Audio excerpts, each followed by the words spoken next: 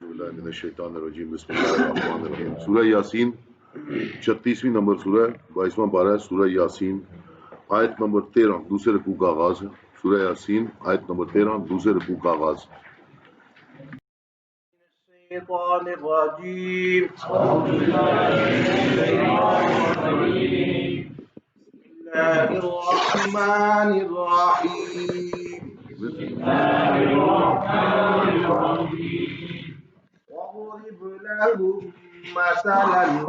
واضرب لهم مثلا أصحاب القرية إذ جاءها المرسلون إذ أرسلنا إليهم اثنين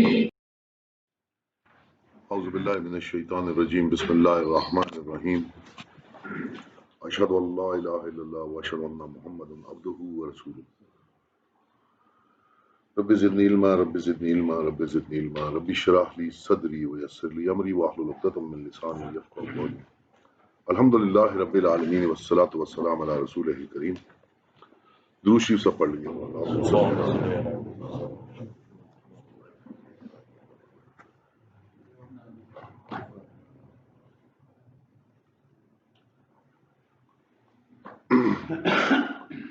دوسرا رکوع ہم نے کافی پیچھے پڑھا تھا اور اس کے بعد جا کے ہم نے ایک خاص جگہ پہ اس کا اختتام کیا تھا۔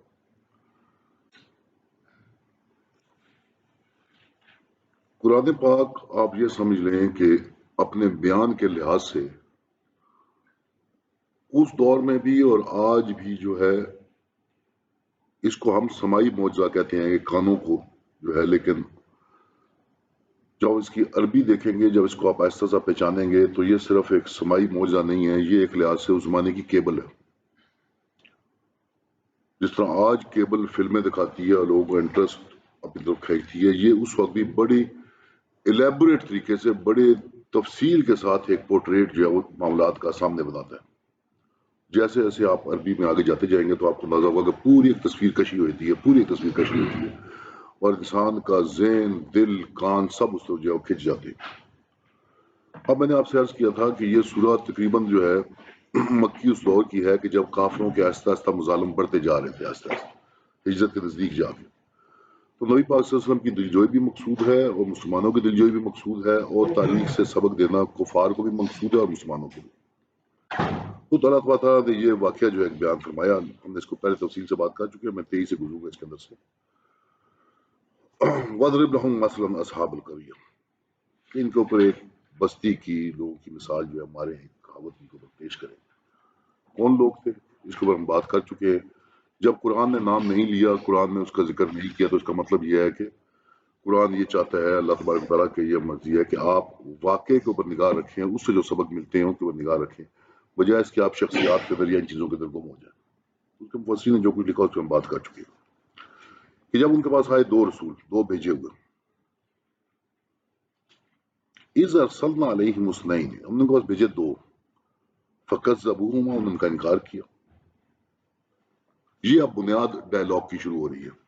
اب آپ یہ سمجھ لیں کہ ایک بستی ہے، اس کے اندر دو اللہ کے بھیجے ہوئے آئے، چاہے وہ کسی رسول کے آگے بھیجے ہوئے رسول تھے یا اللہ کے پیغمبر تھے، وہ آئے، اور جیسے ہی آئے لوگوں نے ان کو جھٹلانا شروع کر دیا۔ ان کا پیغام کیا تھا؟ قرآن بڑا پڑا ہے، اللہ تعالیٰ کی توحید اور میری اتباع کے پیغمبروں پہ چل کے رستہ، اس رستے پہ چلو جس رستے پہ اللہ چاہتا ہے کہ تم چلو، ہدایت کے رستے پہ چلو۔ فَكَذَّبُوهُمَا فَعَزَّزْنَا بِثَالِثٍ، تو ہم نے پھر اس کے بعد تیسرا بھیجا۔ اکثر آپ دیکھتے ہیں دنیا کے اندر بھی جب کوئی کام مشکل ہوتا ہے تو اس کی سپورٹ کے لیے مزید اور لوگ بھیجے جاتے ہیں، مزید اور اس کی ہمت کے لیے یا کہہ لیں مدد کے لیے لوگوں کو بھیجا جاتا ہے، اور میں ایک تیسرا بھیجا۔ اب ان سب نے کہا فَقَالُوا إِنَّا عَلَيْكُمْ مُرْسَلُونَ، ہم تمہاری طرف، بالخصوص تمہاری طرف، اسپیشلی تمہاری طرف، نبی پاک صلی اللہ علیہ وسلم بالخصوص اسپیشلی اس وقت قریش کے ساتھ مخاطب تھے کہ تمہاری طرف ہم بھیجے ہوئے پیغمبر ہیں اللہ کے۔ پہلے انہوں نے خالی جھٹلایا تھا، اب ان کے بھی مزاج میں یا گفتگو میں تھوڑی سی سختی آ گئی کفار کی بھی، اور یہ وہی پروسیس ہے جس سے مشرکین مکہ بھی گزر رہے تھے۔ قالوا ما انتم الا بشر مثلنا، تم کیا ہو سوائے ہم جیسے انسانوں کے۔ اور جو میں نے پہلے بھی آپ سے عرض کیا تھا، اس پہ بیان میں ہم نے شاہ صاحب نے بھی خاص ہوئے، یہ سب سے بڑی دقت رہی ہے تاریخ انسانی کے اندر پیغمبروں کو ماننے میں، کہ یہ کیا ہمارے سے انسان ہیں، بازاروں میں جاتے ہیں، خرید و فروخت کرتے ہیں، کھاتے پیتے ہیں، یہ کس طرح اس کے اللہ کے بھیجے ہوئے؟ اور آج بھی آپ دیکھیں کہ مسلم ورلڈ کے اندر بھی آپ دیکھ لیں، مسلم ورلڈ کے اندر آج بھی ہمیں بدعزبی یہی ہے کہ ہمارے پیغمبر جو انسان کیسے ہوتے ہیں؟ تم نے کہا کہ جناب تم کس طرح ہوتے ہو، تم انسان ہو ہمارے جیسے. وما انزل الرحمن من شيء، اور بالکل قطعا کچھ نہیں اتارا رحمان نے، کوئی چیز نہیں اتاری رحمان نے. ان انتم الا تکذبون، تم سراسر جھوٹ بول رہے ہو. اب یہ آہستہ آہستہ گرمی جو ہے وہ بڑھتی جا رہی ہے گفتگو کے اندر. پہلے انہوں نے انکار کیا، تیسرے آئے، گفتگو آگے بڑھی. اب آپ دیکھیں کہ یہاں سے میں نے آپ سے عرض کیا تھا کہ انہوں نے کیا دلیل پیش کی آگے سے. تفصیل سے ہم بات کر چکے ہیں، لہذا میں اس پہ تیز سے گزرتا جا رہا ہوں. پیغمبروں نے رسولوں نے کیا کہا؟ قالوا ربنا یعلم انا علیکم لمرسلون. ایک تو اللہ جانتا ہے کہ ہم تمہاری طرف بالکل ٹھیک بھیجے ہوئے پیغمبر ہیں. میں آپ سے پورا واقعہ میں نے آپ سے بیان کیا تھا نبی پاک صلی اللہ علیہ وسلم کی ذات کا. نبی پاک صلی اللہ علیہ وسلم کے پاس جو اعتراضات ہوتے، نبی پاک صلی اللہ علیہ وسلم آگے سے کیا جواب دیتے؟ نبی پاک صلی اللہ علیہ وسلم آگے سے قرآن پڑھ دیتے. تو انہوں نے بھی کہا کہ یہ اللہ ہم پہ گواہ ہے، اللہ کا کلام ہم پہ گواہ ہے اس بات پہ اوپر کہ ہم ہیں، اور ان کی زیادہ ان کی باتوں کی بات نہیں کی. سوائے یہاں سے آپ کو اندازہ ہوتا ہے لا مرسلین، دیکھیں دونوں طرف جملے وہی ہیں، آیت نمبر 14 میں بھی ہے، 16 میں بھی. فقالوا انا الیکم مرسلون، انہوں نے کہا 14 نمبر میں جب ہلکی گرمی چل رہی تھی، یہاں پہ انہوں نے کہا کہ انا الیکم لا مرسلون، ہم لازم تمہاری طرف پیغمبر بھیجیں گے. اب جیسے جیسے کفار کا مزاج گرم ہوتا جا رہا ہے، آگے بات بڑھتی جا رہی ہے، آپ یہ دیکھتے ہیں کہ پیغمبر بھی اسی طریقے سے مزید استقامت پہ قائم ہوتے جا رہے ہیں. رسول بھی اسی حد سے زیادہ اپنی استقامت جو ہے استعمال کر رہے ہیں. جیسے جیسے وہ بڑھتے جا رہے ہیں اپنے کفر میں، یہ اپنی استقامت اور صبر میں اپنے مشن کے اندر وہ زیادہ مضبوط ہوتے جا رہے ہیں. اور پھر یہ ہے بات قیمتی، وما علینا، اور نہیں ہے ہم پر اور کوئی اس کی بات، الا البلاغ المبین، ہمارے ذمہ اور کچھ بھی نہیں سوائے اس کے کہ ہم پہنچا دیں تمہیں ایک بات بالکل کھول کر صاف ستھری کر. یہ ہے جو لوگ دین پہ کام کرتے ہیں، جو دین کا کام کر رہے ہیں، ان کو یہ 2-3 نقطے یہاں پہ سمجھ دیں گے کہ گفتگو ہونی چاہیے قرآن سے. اگر آپ چاہتے ہیں کہ انسان کے دل پہ اثر ہو، انسان میں تبدیلی ہو، انسان کے اعمال مضبوط ہوں، وہ ہدایت کی طرف آئے، تو گفتگو ہونی چاہیے قرآن سے. وما انزل الرحمن من شيء قالوا ربنا يعلم انا عليكم لمرسلون. میرا اللہ جانتا ہے، میرا اللہ کا کلام جانتا ہے، وہ اس بات میں گواہی دیتا ہے کہ ہم اس کے بھیجے ہوئے ہیں. اور پھر الا البلاغ المبین، آپ نے کس طرح کی مثالیں دینی ہیں، آپ نے کس طرح بات واضح کرنی ہے، یہ آپ پہ ہے کہ آپ کی بات کھل کے جو ہے سننے والے کے تمام شور جو اس کے دماغ کے ہیں، اس کے ارد گرد کے ہیں، ان سے گزر کے اس کے دل پہ اثر کرے. تمام دیواریں جو اس نے کھڑی کی ہوئی ہیں، ان تمام دیواروں کو توڑ کے اس کے دل تک وہ بات پہنچے. یہ ذمہ داری ہے پیغام دینے والوں کی، دائی کی، دعوت دینے والے کی. البلاغ المبین، پہنچا دینا بالکل واضح کھلے طریقے سے جو اس کے دل تک پہنچے. قالوا انا تطيرنا بكم لئن لم تنتهوا لنرجمنكم ولنمسنكم منا عذاب اليم. اب ظاہر ہے درمیان میں یہ ساری بات تھی. اب ظاہر ہے ہمیں قرآن بتاتا ہے کہ ان کو کوئی نہ کوئی سختیاں آئی ہوں گی اللہ تعالیٰ نے.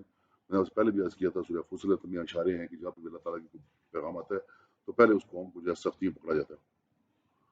جس طرح فرعون کے اوپر سختیاں آئیں، ان کو بھی کچھ سختیاں آئی ہوں گی. انہوں نے کہا جی ہم تو تمہیں کو برا شگون دیکھتے ہیں کہ تمہاری وجہ سے سختیاں آ رہی ہیں، اور اگر تم باز نہ آ گئے تو پھر تمہارے ہاتھ سے مار کھاؤ گے، یا پھر ہم تمہیں رجم ہی کر دیں گے، سنسار کر دیں گے. قالوا طائرکم معکم، انہوں نے کہا کہ تمہاری یہ جو ہے، تم جو کہہ رہے اس کو جو بد نصیبی ہے یا جو نامبارکی ہے، یہ تمہارے اپنے ساتھ ہے، تمہارے اپنے اعمال کی وجہ سے. آئن ذکرتم بل انتم قوم مسرفون، کہ ہم نے تمہیں یاد دہانی کرائی، ہم نے تمہیں بتایا، ذکر کیا تمہارے سامنے، اللہ کا کلام پڑھا، تمہیں یاد دہانی کرائی، لیکن تم حد پر رہنے والے لوگ، تم حد سے بڑے ہو لوگ. یہ اب ڈائلاگ گرما گرمی چل رہی ہے. اس کے بعد میں نے آپ سے کہا جہاں پہ جا کے ہم نے روکا تھا، آج ہم وہاں سے تفصیل سے شروع کریں گے. میری ذاتی بھی رائے یہ ہے، بہت سارے تو خیر نہیں کہہ سکتے، اکثر مفسرین جو ہے وہ اس طرف گئے ہیں اور میں ذاتی طور پہ بہت زیادہ میں سمجھتا ہوں کہ یہ ہے اصل موضوع جس کو آپ دل کہتے ہیں یا مغز کہتے ہیں سورہ یاسین، جس کے اوپر سے ہم کہانی کی طرح گزر جاتے ہیں۔ میں یہ سمجھتا ہوں، اسی لیے میں نے خاص طور پہ پیدا جا کے یہاں روکا تھا۔ ہمارا مقصد چونکہ ہدایت لینا ہے قرآن سے، جس نگاہ سے ہم دیکھتے ہیں اس مقصد کے لیے یہ مغز ہے سورہ یاسین کا۔ اور اللہ تبارک تعالیٰ نے اس شخص کے لیے یہاں پہ اس مقام پہ تقریباً 8 آیات مختص کی، اور ایک اور جگہ آپ دیکھتے ہیں ایک اور سورہ مومن کے اندر اللہ تبارک تعالیٰ نے 2 رکوع ایک ایسے ہی شخص کے لیے حضرت موسیٰ کے دور میں کیے، یہاں بھی اللہ نے اس کا نام نہیں بتایا۔ اب یہاں پہ ایک مجمع لگا ہوا ہے، گرمی سردی بڑھتی جا رہی ہے، 3 پیغمبر ہیں وہ استقامت سے کھڑے ہوئے ہیں، 3 رسول ہیں استقامت سے کھڑے ہوئے ہیں، اور مجمع کا پارا چڑھتا جا رہا ہے، نظر آ رہا ہے کہ اب گرمی سردی بڑھتی جا رہی ہے۔ انہوں نے کہا کہ تسی منحوس ہو، تمہاری وجہ سے مصیبتیں میں آئی ہیں، بات یہاں تک پہنچ گئی ہے۔ وَجَاءَ مِنْ أَقْصَى الْمَدِينَةِ رَجُلٌ يَسْعَىٰ، دور شہر سے ایک شخص دوڑتا ہوا آیا، تیزی سے پہنچا۔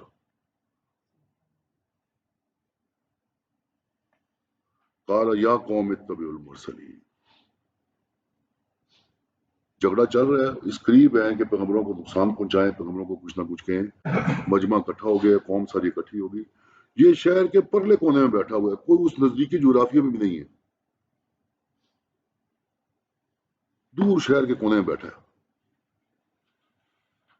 اور وہاں سے بھاگا ہے، یسعیٰ تیزی سے سرعت سے نکلا ایک دم، اور آ کے ان کے بیچ میں آ کے اس نے کہا قال یا قوم اتبعوا، اے قوم بھیجے ہوں کو اتباع۔ اس نے یہ اپنی ایکسپریس ڈیوٹی سمجھی کہ اس پہ لازم ہے کہ وہ فوراً جا کے حق کے ساتھ کھڑا ہو جائے، یہ دیکھتے ہوئے کہ آگے مشکلات کا ایک پہاڑ کھڑا ہوا ہے، یہ دیکھتے ہوئے کہ بات بڑھ جائے گی اور قوم جو ہے وہ حد سے بڑھتی جا رہی ہے، تمام انجام کو بھول کے وہ دوڑتا ہوا فوراً پہنچا اس جگہ پہ جہاں پہ یہ بات ہو رہی تھی، اور آتے ہی اس نے کہا کہ یا قوم اتبعوا المرسلین، اتباع کرنے جو، اور پھر اس نے چند جملے تبلیغی کہے، دعوت کے کہے، اتبعوا من لا یسلکم اجر وهم مہتدون۔ ایک ٹیسٹ چیز سامنے کی کہ ان لوگوں کی اتباع کرو جو تم سے کسی قسم کا اجر نہیں مانگ رہے، کوئی فیس نہیں مانگ رہے، کوئی چندہ، کوئی تنخواہ نہیں مانگ رہے، اور پھر غور کرو کہ میں ان کو دیکھتا ہوں یہ لوگ ہدایت پہ ہیں، ان کا کردار دیکھو، یہ صرف زبان سے بڑبڑ نہیں کر رہے ہیں، ان کا کردار دیکھو، ان کا رہن سہن دیکھو، میں دیکھ رہا ہوں کہ یہ لوگ ہدایت پہ ہیں، یہ صرف منہ سے ڈائلاگ بازیاں نہیں کر رہے، خالی تقریریں نہیں کر رہے، خالی خطبے نہیں دے رہے، ان کا کردار نظر آ رہا ہے کہ یہ ہدایت پہ ہیں، اور یہ لوگ تم سے کوئی اجر نہیں مانگ رہے۔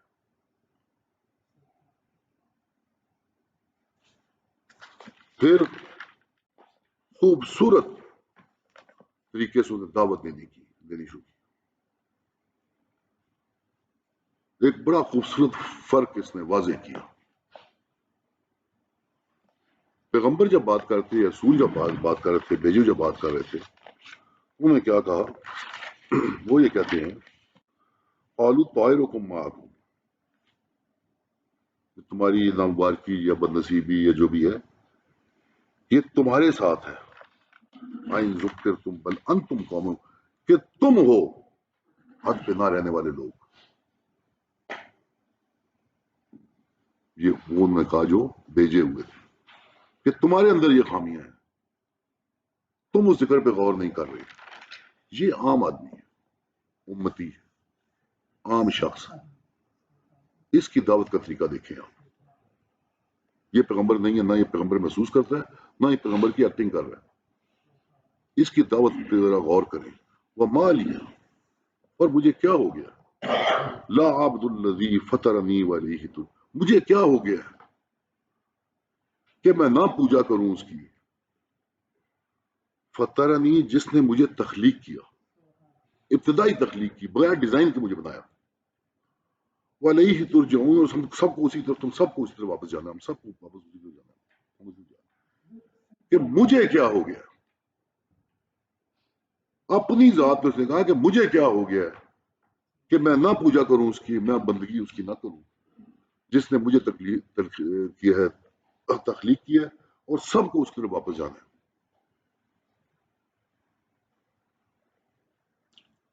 أَأَتَّخِذُ مِن دُونِهِ آلِهَةً، کیا میں اس کے علاوہ کوئی دوسرے الہ پکڑ لوں؟ قوم کو نہیں کہہ رہا ہوں، دعوت کا انداز آپ دیکھیں، وہ قوم کو نہیں کہہ رہا کہ تم جھوٹے، تم مشرک، تم گندے، یہ اختیار کسی اور کا ہے، یہ اختیار کسی اور کا ہے، اور اس اختیار کی بھی ایک لمٹ ہے، اس اختیار کی بھی ایک لمٹ ہے، وہ ہم پھر کبھی انشاءاللہ بات کریں کہ میں پکڑوں اس کے علاوہ اور الہ،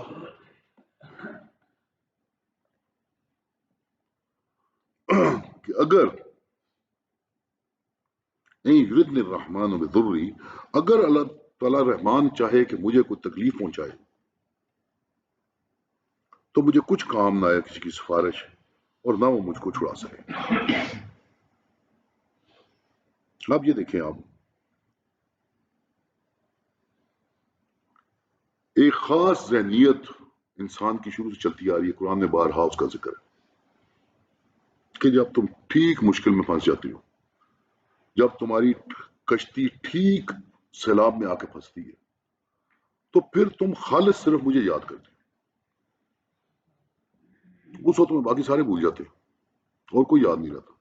جب ٹھیک موت سامنے آتی ہے تو پھر صرف مجھے یاد کرتے ہو، لیکن جیسے ہی وہ لمحہ گزرتا ہے، تمہارے سفارشی، تمہارے مددگار سارے کے سارے واپس آئے۔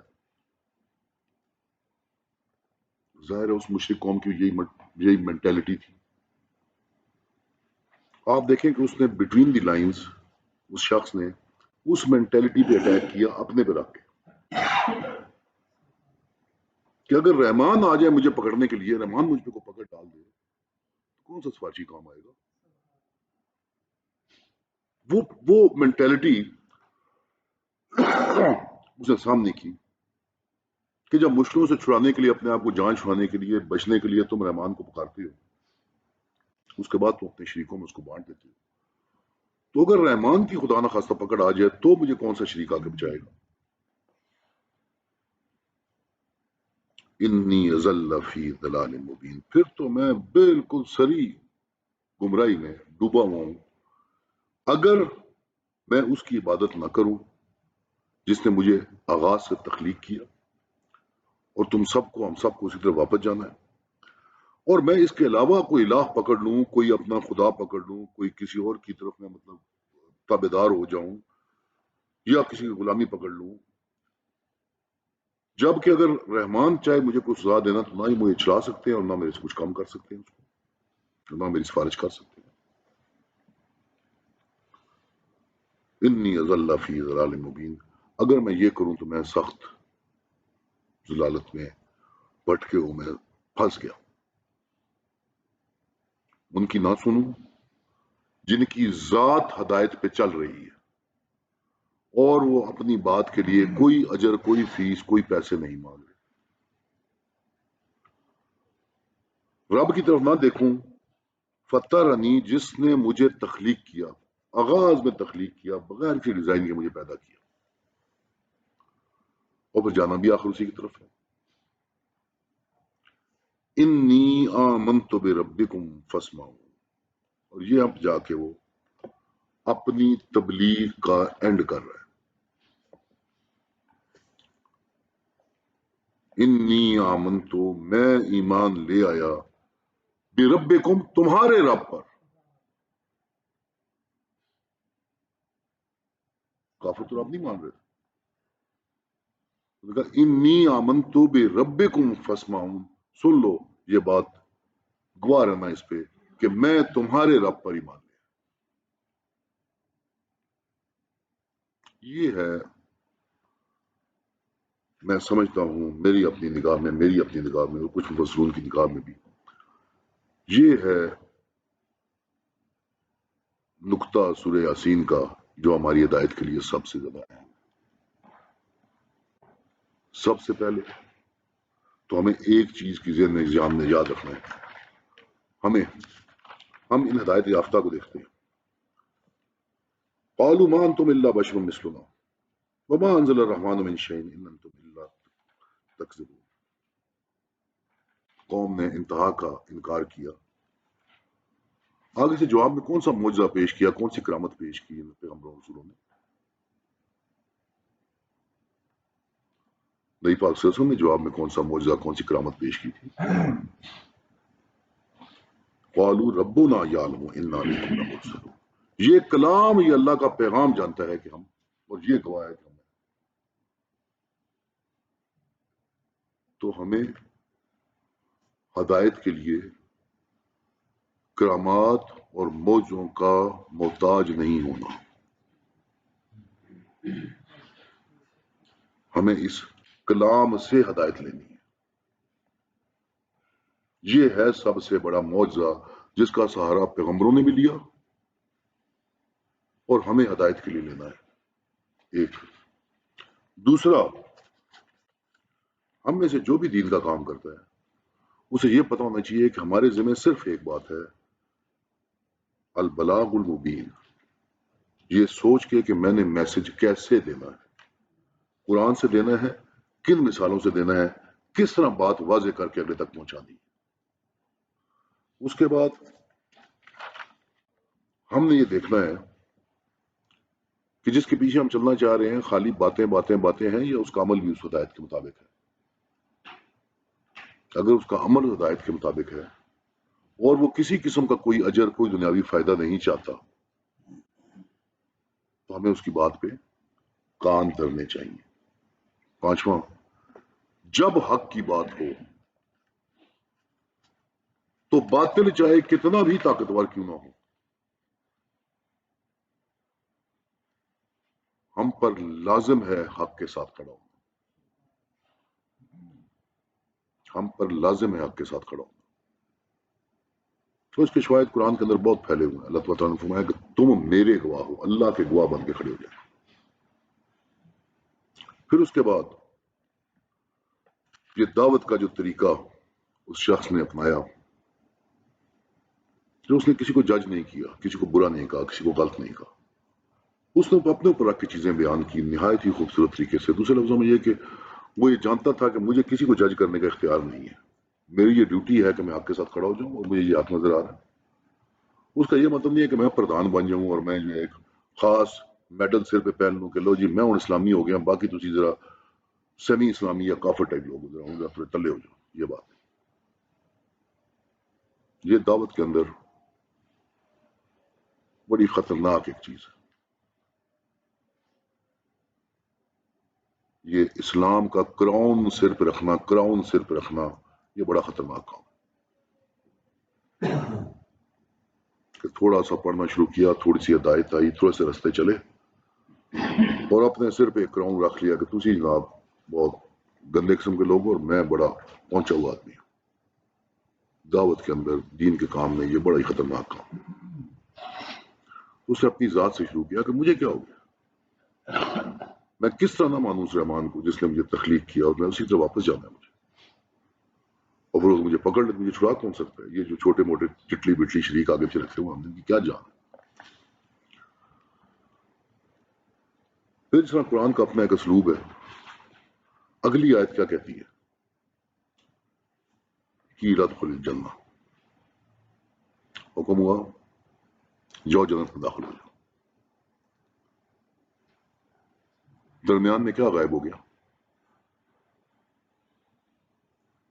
یہ قرآن کا اپنا ایک اسلوب ہے۔ وہ غصے میں تھے، بکھرے ہوئے تھے، جس نے آ کے حق کے ساتھ کھڑا ہوا انہوں نے اس کو وہیں قتل کر دیا۔ قتل کے اوپر اسرائیلیات نے بہت کچھ لکھا ہوا ہے، میں اس ڈیٹیل میں نہیں جاتا ہوں کہ بڑی بے رحمی سے قتل کر دیا۔ لیکن میں نے آپ سے کہا کہ یہ نبی پاک صلی اللہ علیہ وسلم کی بھی دل جوئی ہے اور یہ مسلمانوں کے لیے بھی دل جوئی ہے، مسلمانوں کے لیے بھی۔ اللہ تبارک و تعالیٰ نے اس کی موت اور اس کے قتل کو بالکل ہی غیر اہم کر دیا۔ کہ وہ موت اس قابل بھی نہیں ہے کہ اس کا ذکر کیا جائے. تم بھی جو دین کے کام میں آگے بڑھ رہے ہو تمہیں بھی موت آئے گی، لیکن وہ موت اتنی غیر اہم ہوگی کہ اس کا ذکر کرنے کی ضرورت نہیں، کیونکہ وہ موت ادھر واقع ہوگی اور ساتھ ہی حکم ہوگا کہ لا تدخلوا الجنہ، جنت داخل ہو. یہ عجیب چیز نہیں. یہ شخص پہلے مسلمان تھا، یہ کوئی ولی اللہ تھا، اس نے کوئی گناہ نہیں کیے ہوں گے، وہ کدھر گئے؟ صبر. کیوں؟ کیونکہ حق کے ساتھ آپ کھڑا ہو. سامنے مشکلات نظر آ رہی تھی، قوم بفری ہوئی نظر آ رہی تھی، اس نے صرف یہ کیا کہ یہ حق کے ساتھ، کوئی تلوار نہیں اٹھائی، اس نے حق کے ساتھ آئے کھڑا اور نہایت خوبصورت طریقے سے اس نے قوم کے سامنے ایک کیس رکھ دیا. جو میں نے آپ سے کہا کہ مختلف اس کے بارے میں اس ڈیٹیل میں نہیں جاتا ہوں. کوئی کہتے ہیں خالی پیروں کو نیچے دے دے کے اس کو قتل کر دیا، اس کو اس تکلیف سے اس کو جو ہے مارا. اس کو بولا اسرائیلیات اس میں بات نہیں کرتے. قرآن نے اس چیپٹر کو غائب کر دیا، بیچ میں سے ایک دم سین ایک دم بدل گیا کہ اس کی موت اتنی غیر اہم تھی کہ اس کا ذکر نہیں کرنے کی ضرورت. اگلا سین یہ ہے پردے کے اوپر کہ لا تدخلوا الجنہ، جنت داخل.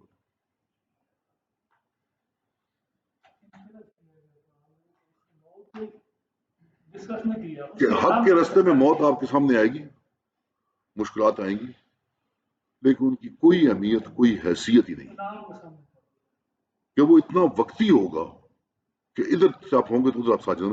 کیوں؟ کیونکہ شہادت کی موت ہے، آپ کو پتا ہے حساب کتاب کے بعد سارا چلنا ہے. تو یہ تو واضح نظر آ رہا ہے کہ شہادت کی موت ہے، کہ اس کی شہادت کی موت ایکسیپٹ ہو گئی، نہ کوئی حساب ہوا، نہ اس نے کفر میں جو کچھ کیا تھا اس سے کوئی بات چیت ہوئی. ایک آخری چند لمحات جو اس نے حق کے ساتھ ہونے میں گزارے، اس کی زندگی کا مقصد حل ہو گیا. فرمایا کی لا تدخلوا الجنہ، قال یا لیت قومی یعلمون.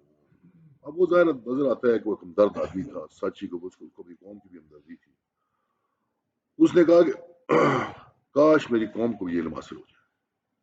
اس کو پھر بھی اپنی قوم کا درد تھا کہ قوم دیکھے کہ میرے ساتھ کیا ہوا، کہ مجھے کیا اجر ملا. بما غفر علی ربی وجعلنی من المکرمین، کہ اللہ تبارک تعالیٰ نے نہ صرف یہ کہ مجھے معاف کر دیا اور بخش دیا، بلکہ یہ کہ مجھے نہایت عزت والوں کے اندر شامل کر دیا. یہ اجر اللہ نے دیا ہے، معاف بھی کر دیا، کوئی حساب کتاب نہیں کیا، کسی چیز کے بارے میں پوچھا نہیں، اور عزت والے لوگوں کے ساتھ جا کے بٹھا دیا. کیوں؟ کہ تمام مشکلات کے باوجود وہ جا کے حق کے ساتھ کھڑا ہوا. اس نے اپنی ذمہ داری سمجھی. شہر کے دوسرے کونے میں تھا، کوئی اس کو بلا رہا نہیں تھا، مجمع اس کے نزدیک نہیں لگا ہوا تھا. وہ کہاں سے دوڑتا ہوا پہنچا.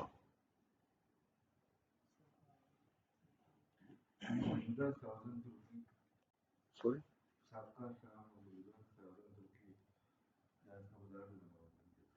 جی، مطلب میں نے بتایا نا، ہم اس کو بات ہم کر چکے ہیں کہ کہاں ہوئی اس کے بعد. چونکہ قرآن نے ذکر نہیں کیا تو ہمارے لیے وہ جو انطاکیہ وغیرہ کہانی ہے ان کے پہلے بیان کر چکے ہیں، لیکن ان کا چونکہ ذکر نہیں ہے اس لیے ہم بات نہیں. جی، اور پھر اس کے بعد دیکھیں اب یہ وہ شخص ہے جس نے آ کے حق کلمے کے ساتھ کھڑا ہوا، اس کا انجام اللہ تبارک تعالیٰ نے بتا دیا. وما انزلنا علی قومہ من بعدہ، اور نہیں اتاری ہم نے اسی قوم کے اس کے بعد من جند من السماء، کوئی فوج آسمان سے. وما کننا منزلین، اور ہم فوجیں نہیں اتارا کرتے. ان کانت الا صیحۃ واحدہ، سوائے اس کے کہ ایک زور کی چیخ یا چنگاڑ. فاذا هم، اور پاس وہ ہو گئے حامدون. اس پہ ذرا غور کریں. پہلے تو میں بات کروں گا اپنے پٹواری بھائیوں سے خاص طور پہ. ہم جب بھی پڑھتے ہیں نماز، ہمارا پکا ایک جو ہے نا وہ ہمارا ایک کیا کہہ لیں اس کو لہجہ ہے، الحمدللہ رب العالمین. الحمد اگر لفظ اس قسم کا کوئی ہے تو یہ حامدون لفظ وہ ہے. تو ہم یہ کہہ رہے ہیں نعوذ باللہ کہ بجھ گئی اللہ کی ذات. تو یہ جو ہم تیزی میں خیال نہیں کرتے ہیں، لفظ ہے الحمدللہ رب العالمین. ہم پٹواری زراعت فٹو فٹ الحمدللہ کہہ کے جو آگے چلتے ہیں، اس کا مطلب ہے نعوذ باللہ کہ اللہ کی ذات بجھ گئی. کفریہ کلمہ ہے یہ. تو نماز پڑھتے ہوئے الحمد پڑھتے ہوئے ہمیں بہت زیادہ احتیاط کی ضرورت ہے. اب ذرا اس خامدون پہ ہم بات کرتے ہیں. خامدون کیا ہے؟ فَإِذَا هُمْ خَامِدُونَ. خامدون اس کو کہتے ہیں جب آگ بجھ رہی ہوتی ہے. آہستہ آہستہ آگ بجھ رہی ہوتی ہے. اب آپ یہ سمجھ لیں کہ پوری بستی ہے, ایک زور کی چنگاڑ ہوئی ہے اور وہ سارے گر گئے اور ایک دم مرے نہیں ہیں.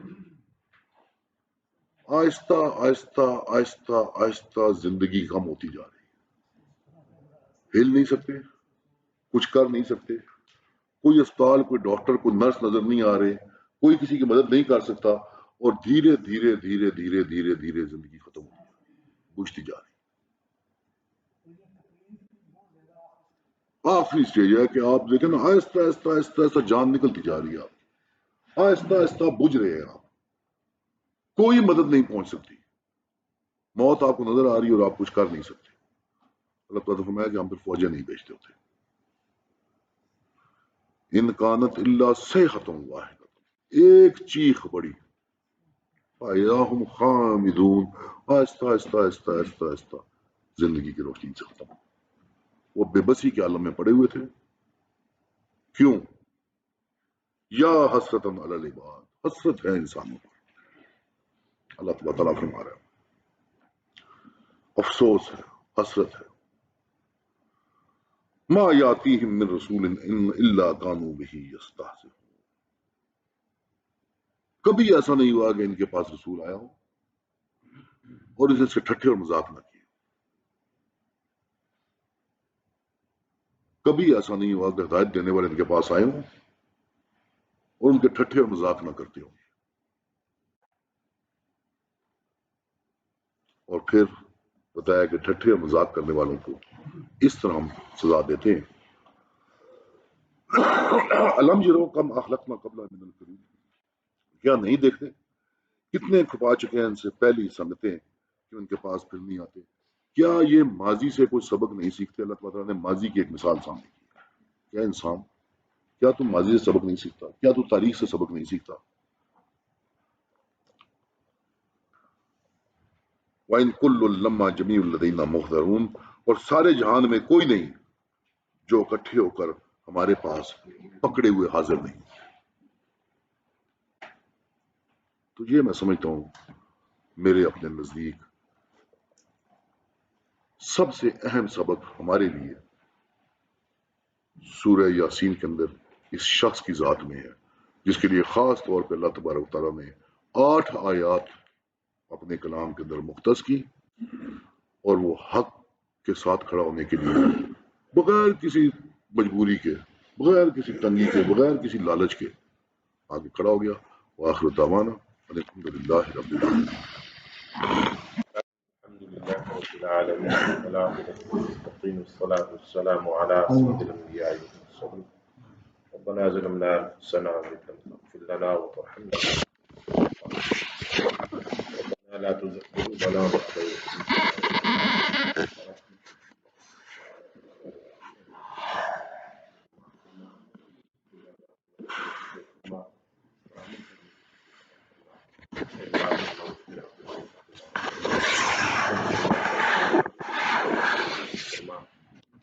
مسلمان بیمار ہیں اللہ نے سے جتنے مسلمان وفات پا گئے اللہ نے سوال معاف فرما, مطلب منازل کو آسان فرما, جنت الفردوس میں اعلیٰ مقام عطا فرما. اللہ جن لوگوں نے دعاؤں کے لیے کہا یا چاہا اللہ کی دلی مرادوں کو پورا فرما, مشکلات کو حل فرما, آسانیاں پیدا فرما. اے اللہ تو ہمیں موت کی تیاری کرنے کی توفیق فرما, ہمارا آخری وقت ہماری زبانوں پر جاری فرما. لا الہ الا اللہ محمد رسول اللہ صلی اللہ تعالی علیہ وسلم محمد وعلی آلہ وسلم.